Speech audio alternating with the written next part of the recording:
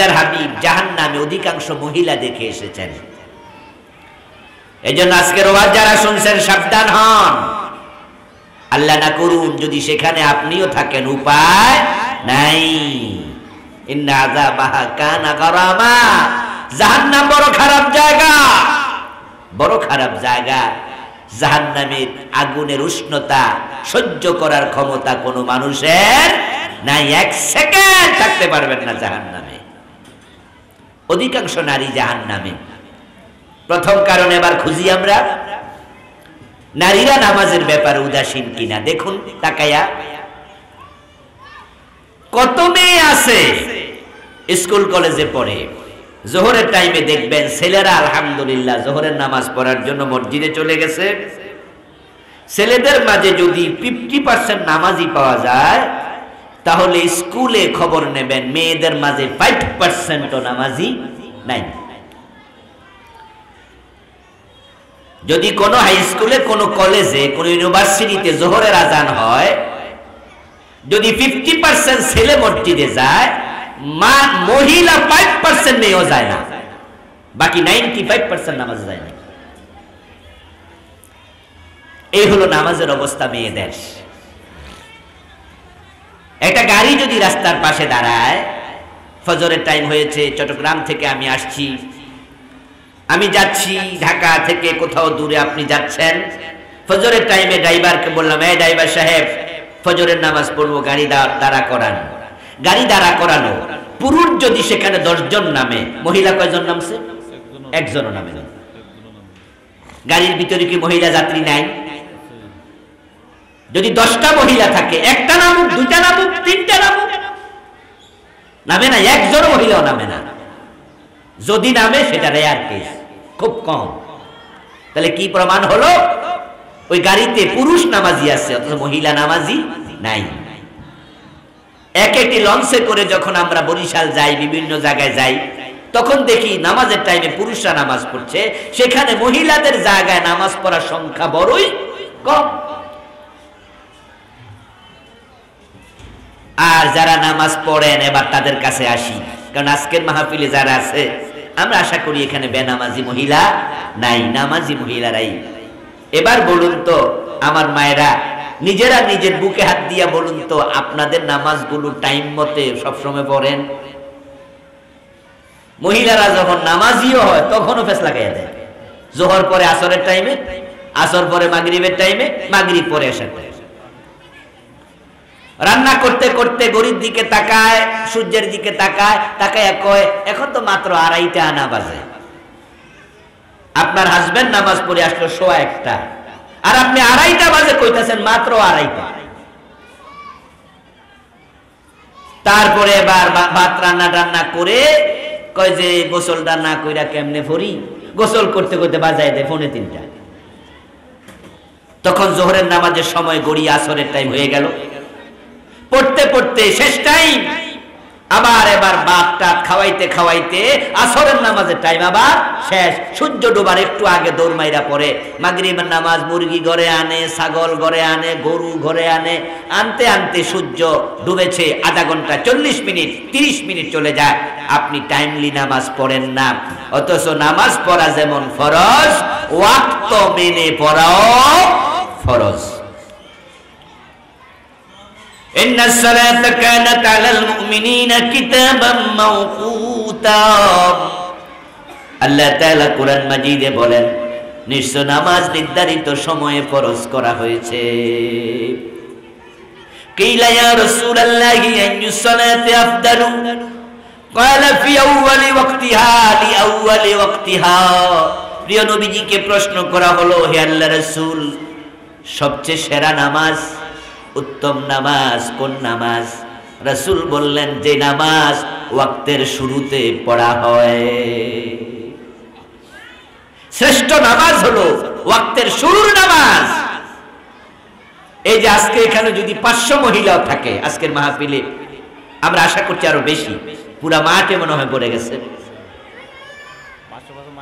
যে পরিমাণ মা বোনেরা আমার ওয়াজ শুনছেন আজকে, আমি সাক্ষী দিয়ে বললে আমার সাক্ষীরা মনে হয় ভুল হবে না, যে যথা সময় নামাজ পড়ে অর্ধেক পাওয়া যায় কিনা সন্দেহ। অথচ এখানে সবাই নামাজ পড়ে। কারণ আমি তো সমাজেরই একজন, আমারও মা আছে, আমারও বউ আছে, আমারও বোন আছে। আমরা তো দেখি যে নামাজের ব্যাপারে নারীরা ওয়াক্ত নিয়ে খুব গাফলতি করে। তো পুরুষরা তো প্রথম ওয়াক্তে নামাজ পড়া পড়া আপনাদের আগে জান্নাতে চলে যাবে। এই জন্য আপনাদের কাছে আমার বিনীত আরজ থাকবে, নামাজের ব্যাপারে সিরিয়াস হয়ে যাবেন। কোন কাজ যেন আপনাকে নামাজ থেকে বিরত রাখতে না পারে। কাজকে বলো না নামাজ আছে, নামাজকে বলো না কাজ আছে, বরং কাজকে বলো আমার নামাজ আছে। নামাজ আছে তো নামাজে চলে যাবেন, কোনো কথা নাই।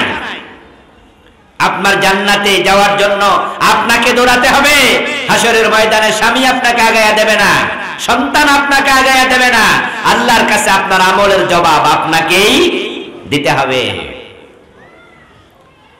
অনেক মেয়েরা আছে লজ্জায় নামাজ পড়ে না, বলে হুজুর আমরা তো নামাজ পড়তাম, এখন আপনি যে গাড়ির কথা কইলেন, তো গাড়িতে পুরুষ মানুষ তো নাইমা ওযু করে লায়, দৌড় মাইরা নামাজ পড়ে লায়, এখন আমি যে নামবো নামাজটা পড়বো কই? মসজিদে তো মহিলাদের জন্য আলাদা কোনো জায়গার ব্যবস্থাও নাই বাংলাদেশে।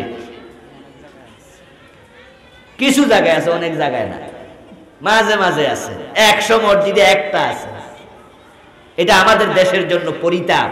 এই দেশের সংস্কৃতিটা তৈরি হয়নি। অথচ আপনারা যারা আরব বিশ্বে গিয়েছেন, 100 মসজিদ যদি আরব বিশ্বে থাকে, 100টাতে আলাদা মহিলাদের নামাজের জায়গা আছে। মুসাল্লার নিসা দেখবেন লেখা আছে। আমাদের বাংলাদেশের সংস্কৃতিটা গড়ে ওঠেনি, এজন্য কিছু আলেম দায়ী। এই দেশে কিছু আলেম ফতুয়া দিছে মহিলাদের মসজিদে যাওয়া জায়েজ না।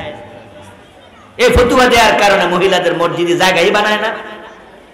আমরা এটা বলি না যে নারীদের মসজিদে নামাজ পড়া উত্তম, বরং হাদিস হলো নারীদের নামাজ মসজিদের চেয়ে ঘরে উত্তম, ঘরের চেয়ে কুঠরিতে উত্তম।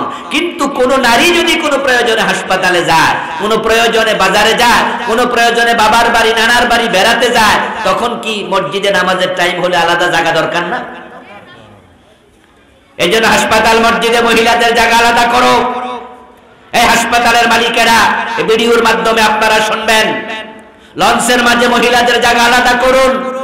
শহরের মসজিদগুলোতে মহিলাদের জন্য 5 হাত বাই 5 হাত ছোট্ট একটা কামরা হলো বানান।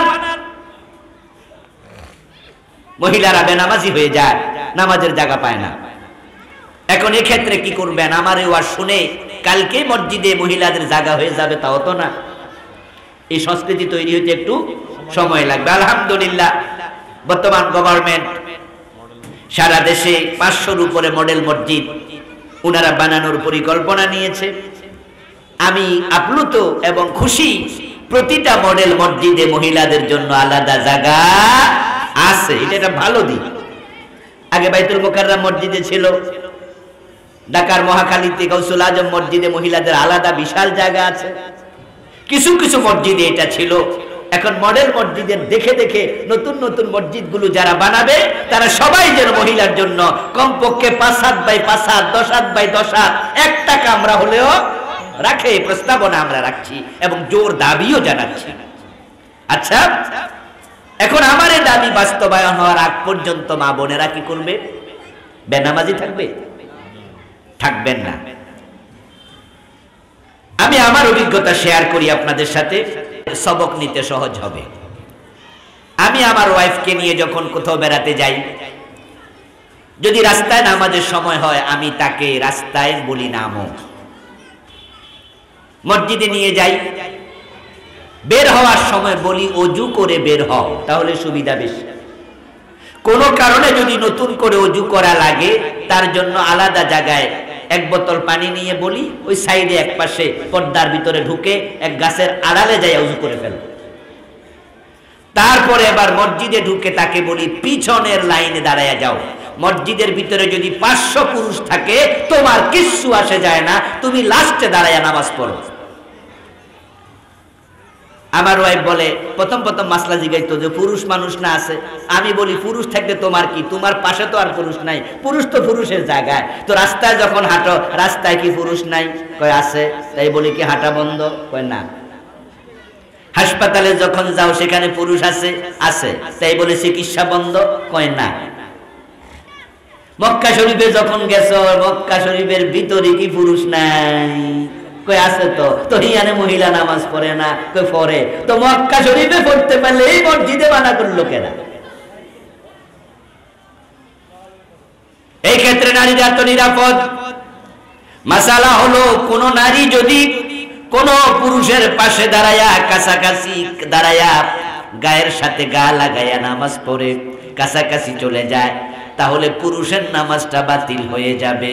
পুরুষের পাশে দাঁড়ায়া নারী যদি নামাজ পড়ে, মাসালা হলো নারীর নামাজ বাতিল হয় না।